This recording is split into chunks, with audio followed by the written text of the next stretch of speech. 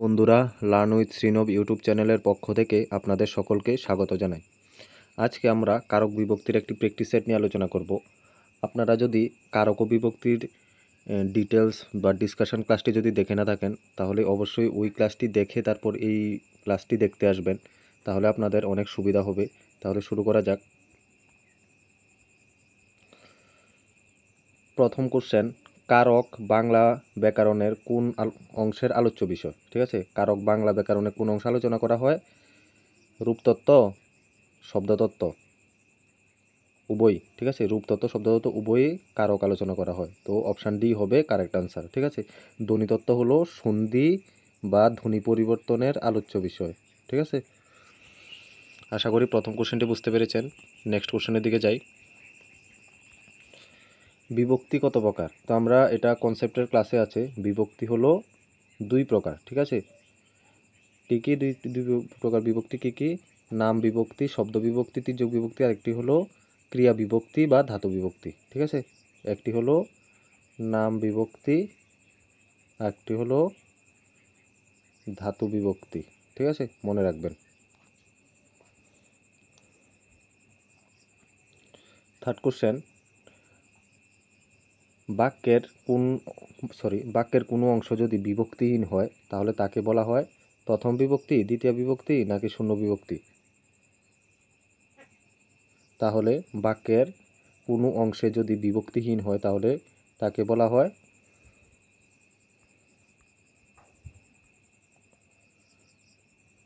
শূন্য বিভক্তি, বা এটাকে আমরা বলতে পারি অবিভক্তি। ঠিক আছে, অবিভক্তি, বা এটাকে আমরা বলতে পারি প্রথমা বিভক্তি। ঠিক আছে, তাহলে অপশান ডি হবে কারেক্ট আনসার। যেহেতু এ ও বি অ্যান্সার, উভয় অ্যান্সার, তাই অপশান ডি হবে কারেক্ট আনসার। ঠিক আছে, এটাকে আমরা শূন্য বিভক্তি বলতে পারি, অবিভক্তিও বলতে পারি, আবার প্রথমা বিভক্তিও বলতে পারি। ঠিক আছে, ফোর্থ কোশ্চেন, তির্যক বিভক্তি কত প্রকার? ঠিক আছে, আমরা জানি বিভক্তি হলো দুই প্রকার। ঠিক আছে, একটা হলো নাম বিভক্তি, শব্দ বিভক্তি বা তির্যক বিভক্তি। নাম বিভক্তি বা শব্দ বিভক্তি বা তির্যক বিভক্তি, আরেকটি হলো ক্রিয়া বিভক্তি বা ধাতু বিভক্তি। ঠিক আছে, তো এদিকে তির্যক বিভক্তি হলো 7 প্রকার। কি কি? প্রথমা বিভক্তি, দ্বিতীয়া বিভক্তি, তৃতীয়া বিভক্তি, চতুর্থী বিভক্তি, পঞ্চমী, ষষ্ঠী এবং সপ্তমী বিভক্তি। আশা করি বুঝতে পেরেছেন। আপনারা যদি কনসেপ্টের ক্লাসটি করে থাকুন তাহলে এই কোশ্চেনগুলি আপনারা সহজেই আনসার করে থাকবেন। ফিফথ কোশ্চেন দেখুন, যে কর্তা কাজ করায় তাকে কি বলে? ঠিক আছে, যে কর্তা কাজ করায় তাকে বলা হয় প্রযোজক কর্তা। ঠিক আছে, আর প্রযোজ্য কর্তা কোনগুলি? যে কর্তা কাজটি করে সে হলো প্রযোজ্য কর্তা। ঠিক আছে, যে কাজ করায় সে হলো প্রযোজক, আর যে কাজ করে সে হলো প্রযোজ্য। সিক্সথ কোশ্চেন, রাম বই পড়ে। ঠিক আছে, এখানে রামের নিচে দাগ, অর্থাৎ রামের আমরা কারক বের করতে হবে। ঠিক আছে, তো পড়ে হলো এখানে ক্রিয়া। ঠিক আছে, আমরা কারক নির্ণয় করতে প্রথমে আমরা ক্রিয়া বের করতে হবে। ঠিক আছে, তো ক্রিয়াকে আমরা কোশ্চেন করব কে বই পড়ে। ঠিক আছে, কে বই পড়ে? এখানে রাম বই পড়ে। ঠিক আছে, যেহেতু এখানে রাম বই পড়ে, তাই কে এবং কারা দিয়ে যদি আমরা কোশ্চেন করি তা ক্রিয়াকে, তাহলে যে উত্তরটি পাওয়া যাবে সেটি হবে কর্তৃকারক। ঠিক আছে, তো এখানে কে বই পড়ে? রাম বই পড়ে। ঠিক আছে, তো আমরা অ্যান্সার পাচ্ছি, তো সেটি হবে কর্তৃকারক। এবার এখানে কর্তৃকারক সবগুলি কর্তৃকারক আছে। এবার আমরা বিভক্তি নির্ণয় করতে হবে। এখানে প্রথম বিভক্তি, দ্বিতীয় বিভক্তি এবং তৃতীয় বিভক্তি আছে, তো আমরা এবার বিভক্তি নির্ণয় করতে হবে। ঠিক আছে, তো রামের সাথে কোনো এক্সট্রা কোনো পদ আছে কি? এখানে রামের সাথে নেই, কারণ রাম এখানে শুধু মূল পদই আছে, কোনো এক্সট্রা কোনো পদ নেই। তাই যেহেতু এক্সট্রা কোনো পদ নেই, তাই সেটি হবে শূন্য বিভক্তি। শূন্য বিভক্তিকে আমরা প্রথমা বিভক্তি বলতে পারি, আবার অবিভক্তিও বলতে পারি। ঠিক আছে, তাহলে অপশান এ হবে কারেক্ট আনসার, কর্তৃকারকে প্রথমা বিভক্তি। আশা করি বুঝতে পেরেছেন। সেভেন্থ কোশ্চেন, এখানে রামের নিচে দাগ হবে, রামকে যেতে হবে। ঠিক আছে, রামকে যেতে হবে, তো এটার কারক ও বিভক্তি নির্ণয় করার কথা বলা হয়েছে। তো যেতে হবে, এখানে যেতে হলো ক্রিয়া। ঠিক আছে, রামকে যেতে হবে, যেতে হলো ক্রিয়া।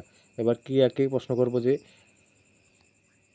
কাকে যেতে হবে, ঠিক আছে, কাকে যেতে হবে, রামকে। এখানে যাওয়ার কাজটা কার দ্বারা সম্পন্ন হচ্ছে, রামের দ্বারা সম্পন্ন হচ্ছে, তাই রাম হবে এখানে কর্তৃকারক, ঠিক আছে।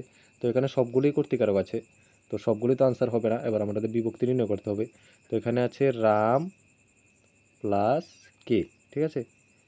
তো কে যদি থাকে, কে রে যদি থাকে তাহলে সেটিও দ্বিতীয় বিভক্তি, ঠিক আছে। তো অপশান বি হবে কারেক্ট আনসার, ঠিক আছে, কর্তৃকারকে দ্বিতীয় বিভক্তি। আশা করি বুঝতে পেরেছেন।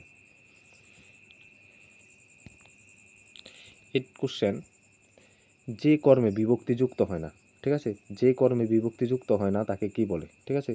তো সবসময় মনে রাখবেন মুখ্য কর্মে কোনো সময় বিভক্তি যুক্ত হয় না, ঠিক আছে, মুখ্য কর্মে কোনো সময় বিভক্তি যুক্ত হয় না। 9th কোশ্চেন, ডাক্তার ডাকো, ঠিক আছে, কোন কারকে কোন বিভক্তি, ঠিক আছে। তো এখানে বলা হয়েছে ডাক্তার ডাকো, কাকে ডাকো, ডাকো হলো ক্রিয়া, কাকে দিয়ে প্রশ্ন করব আমরা, প্রথমে কারা, কারা দিয়ে যদি আমরা প্রশ্ন করি তাহলে কোনো অ্যান্সার আসছে না, ঠিক আছে। তো এবার কাকে দিয়ে আমরা প্রশ্ন করব, ক্রিয়াকে, কাকে ডাকো, ডাক্তারকে ডাকো। তো ডাক্তার হলো এখানে কর্মকারক, ঠিক আছে। এবার এখানে কর্মকারক দুটি আছে, তো আমরা বের করতে হবে বিভক্তি। ডাক্তার, ডাক্তারের হলো মূল পদ, ডাক্তারের সাথে অন্য কোনো পদ আছে, নেই, তো যেহেতু নেই তো সেটি হবে শূন্য বিভক্তি। শূন্য বিভক্তি আমরা বলেছিলাম শূন্য বিভক্তিকে আমরা প্রথমা বিভক্তিও বলতে পারি, ঠিক আছে।